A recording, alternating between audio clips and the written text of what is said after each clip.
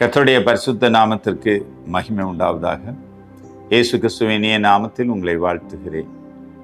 கர்த்தரே தெய்வம், அவரே நம் நம்பிக்கை. Glory to God. இன்று உங்களோடு தியானிப்பதற்கு எடுத்துக்கொண்ட வேத வசனம் சங்கீதம் 40:11.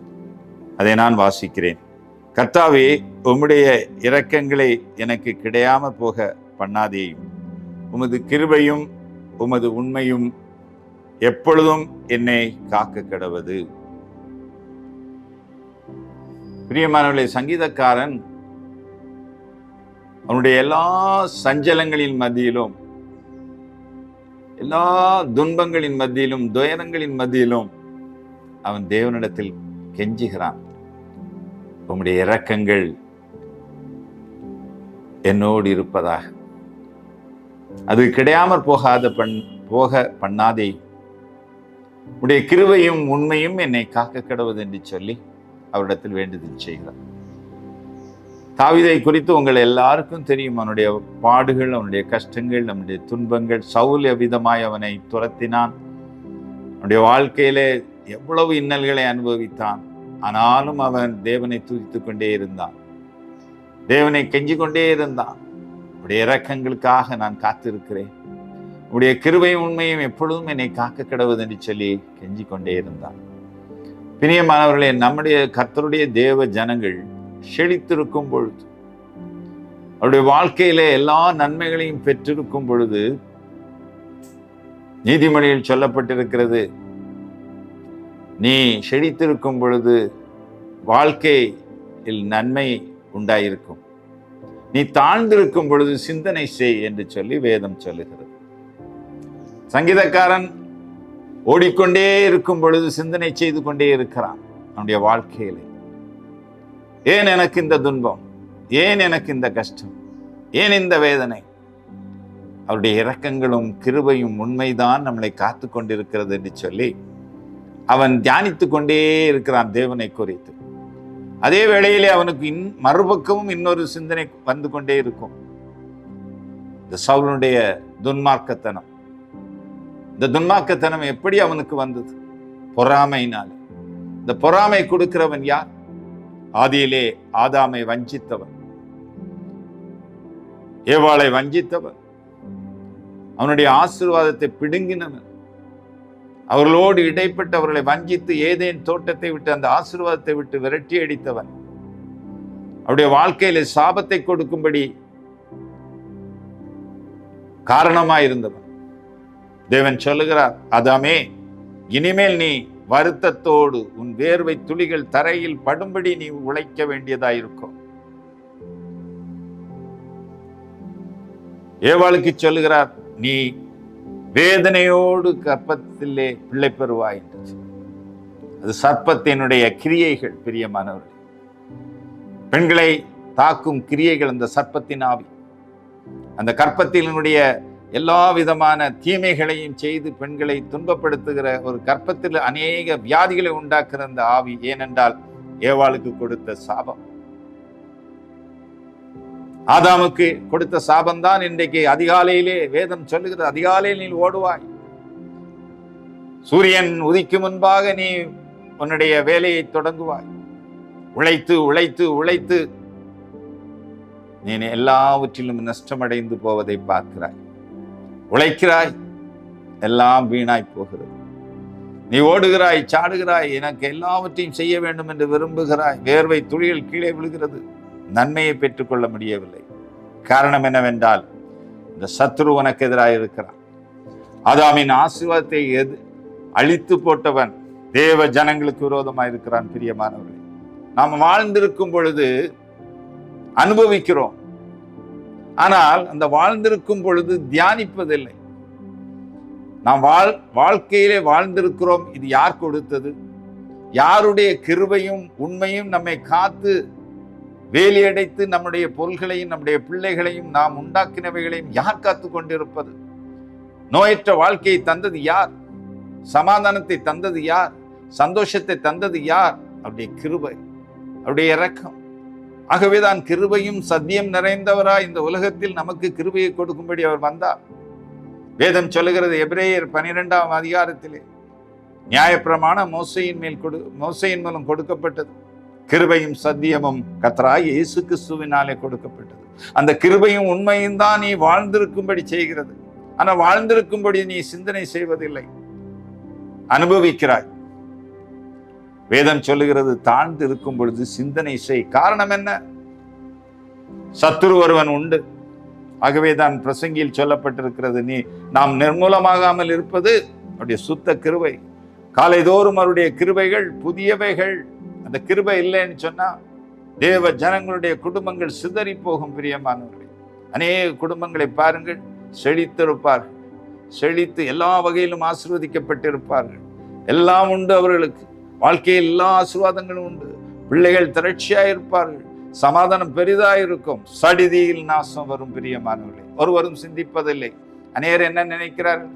இது கர்த்தரால் வந்தது, ஒருவேளை முன்னோர்கள் செய்த பாவங்களால் நாம் இப்பொழுது அனுபவிக்கிறோம். அப்படி அல்ல பிரியமானவர்களே. எல்லாவற்றுக்கும் மூல காரணம் சிதறடிக்கிறவன் பருந்தை போல கழுகை போல உங்களை அழிக்க வருகிறான். அநேகருடைய பொறாமைகளினாலே நீங்கள் அழிக்கப்படுகிறீர்கள்.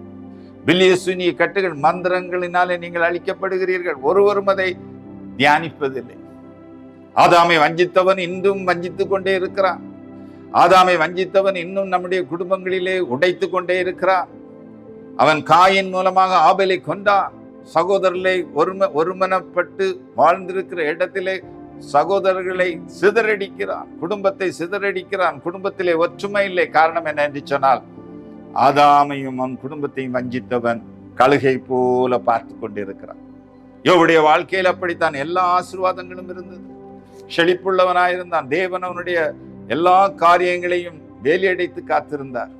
அவன் வந்து கேட்கிறான், நீ எல்லாத்தையும் வேலையடைத்து வைத்துக் கொண்டு அவன் உமைத்து ஆராதிப்பது மிகவும் எளிது. அவனை தொடும், அவனுடைய பிள்ளைகளை தொடும், அவனுடைய சொத்து சுகங்களை தொடும். ஆதாமை எப்படி அவன் வஞ்சித்து அழித்தானே, அழித்தது போல யோபுவையும் அழிக்க வேண்டும் என்று தேவனிடத்தில் கேட்கிறான்.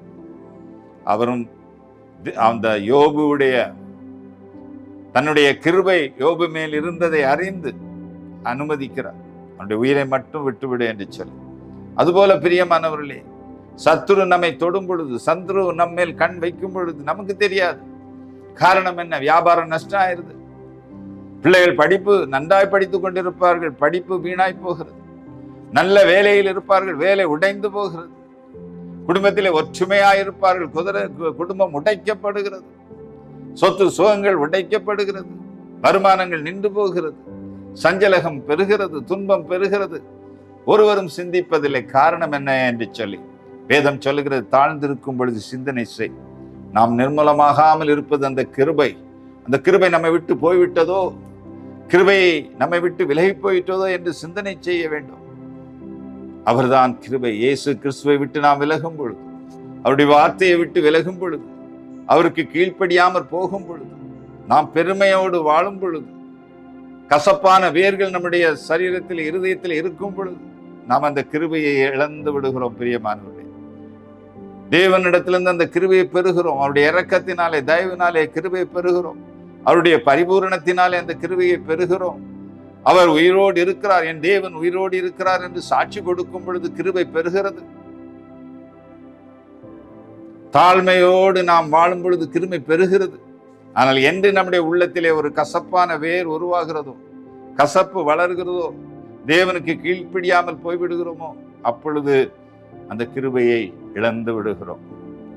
ஆனால் நாம் தேவனிடத்திலே, ஆண்டவரே, என்னுடைய வாழ்க்கையில் இதுக்கு என்ன காரணம்?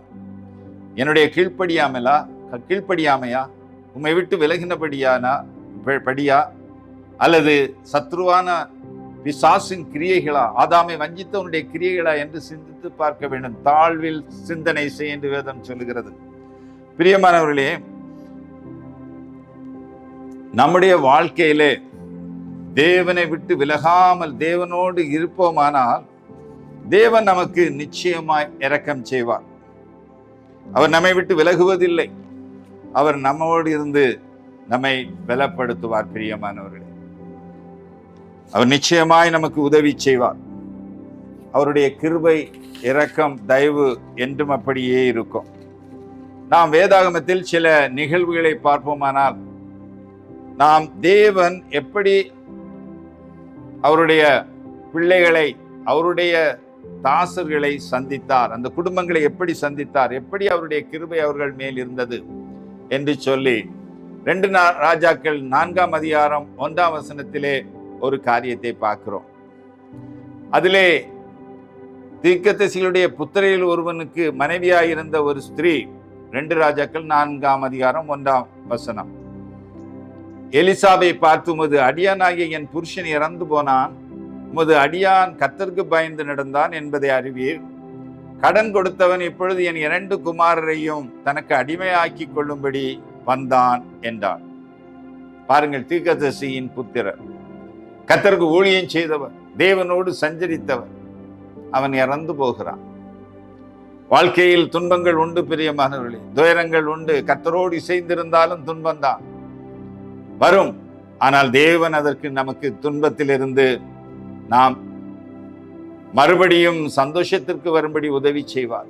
இங்கே தன்னுடைய கணவன் இறந்து போகிறார். அவர் ஒரு தீர்க்கதரிசி, அவருடைய தீர்க்கதரிசியின் மகன், அவர் இறந்து போகிறார். பிள்ளைகள் கடன் பாரம், செழிப்பில்லை, வறட்சி, சத்துரு அவர்களை வஞ்சிக்கிறான், சத்துரு கடன் பாரத்தை போடுகிறான், சத்துரு அவங்கள் மேல் கழுகை போல கண்ணை வைக்கிறான்.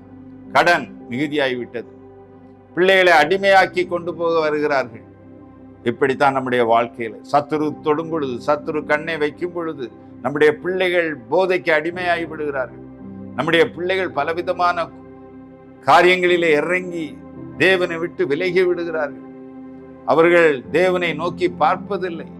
தேவனோடு சஞ்சரித்தவர்கள் தேவனை விட்டு விலகி போய் விடுகிறார்கள். காரணம் என்னவென்றால் சத்துருடைய பார்வை, அவனுடைய கிரியை.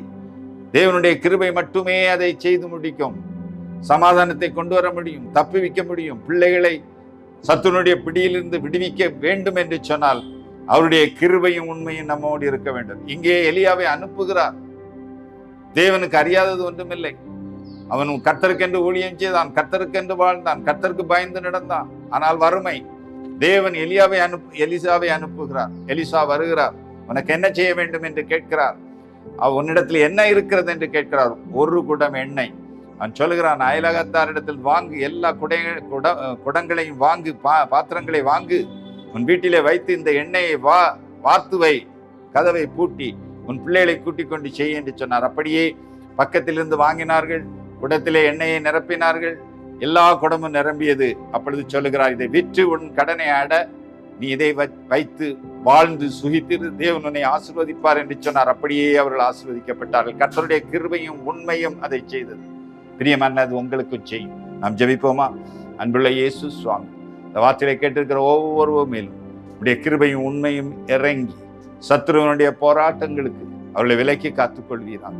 சத்துருவனுடைய கிரியைகளுக்கு அவர்களை விலக்கி காத்து அவர்கள் வாழ்ந்திருக்கும் பொழுது அவர்கள் சுயித்திருக்கும்படியாய், அதே வேளையில் உம்மை துதித்து வாழ்ந்திருக்கும் பொழுது உம்மை தியானித்து, நான் என்றும் ஆண்டவரை சத்துருடைய கரங்களிலிருந்து விடுதலை அடையும்படியாய், சத்துருடைய பிடியிலிருந்து பிடிபடாதபடி கர்த்தருடைய கிருபையையும் உம்முடைய அன்பையும் இரக்கத்தையும் தயவையும் என்னை சுற்றிலும் வேலியடைத்து பாதுகாத்துக் கொள்ளும் என்று சொல்வீரானால் சத்துரு தொட முடியாது பிரியமானவர்களே. ஆனால் தேவனிடத்தில் கேளுங்கள். சத்துரு வரும் பொழுது ஆண்டவரே எனக்கு உதவி செய்யும் என்று சொல்லி கர்த்தர் உங்களுக்கு உதவி செய்வார். அப்படியே செய்வார். அப்பா, இந்த வசனத்தை கேட்கிற ஒவ்வொரு மேலும் கிருபை இறக்கும் தயவு உண்டாவதாக. ஆமென்.